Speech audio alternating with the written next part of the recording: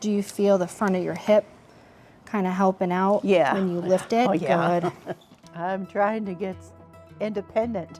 She's 4'9" of dynamite. So resilient. Dolly Rose, that fit her personality perfect. She never, ever complains. You give her a task and she's going to try her best to achieve it and go beyond. She wanted to get up and walk again, and she did. Good job, Dolly. Look at you go. I had a spinal stimulator and it got infected.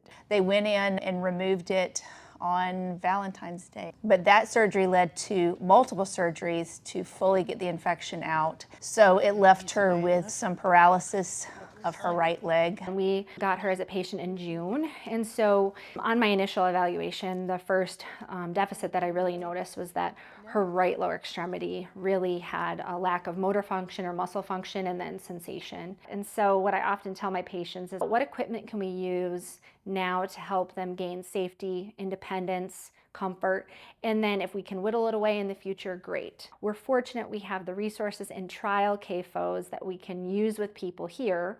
So I worked with an orthotist early on to modify our trial one. The goal of an orthosis is to create stability, whether it's an upper extremity or lower extremity, and in Dolly's case it's lower extremity. So it's giving her the most amounts of stability where she needs and where her muscles are not as strong as they could be. And then that's where we tailor the device.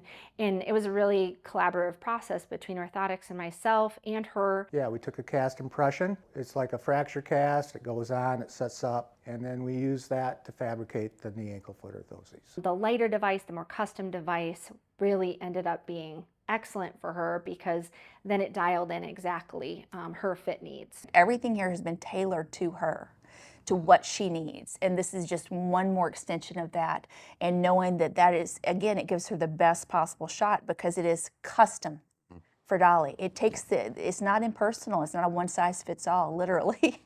But in the meantime, before I got the brace, we were doing a lot of exercises and things that strengthened my arms and legs. Okay, that was, Woo, yeah. that's 10. Take a break.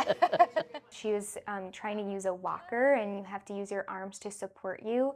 And so she's basically using both arms and then her left leg to support her non-use of her right leg. And also core strengthening as well. We would sit on the mat table. And I was talking with Jess every single day about her and her progress. She went from walking maybe 20 feet in a session to walking well over 300 feet in every session.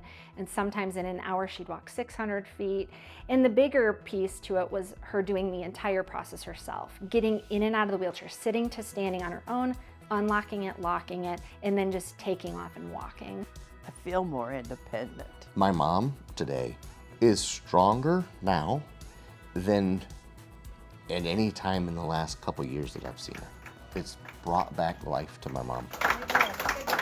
They are so encouraging. She believes that she's going to be able to go home. She's going to be able to, be walking again. They have given her the ability to reach that goal.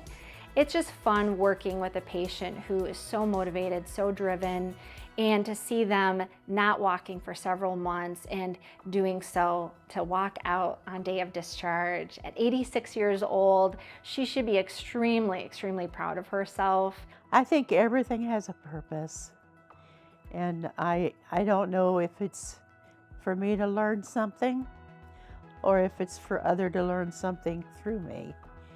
And so I just figure that I'm where God wants me to be and doing what He wants me to do. And I'll do my part and He'll do what I can't do.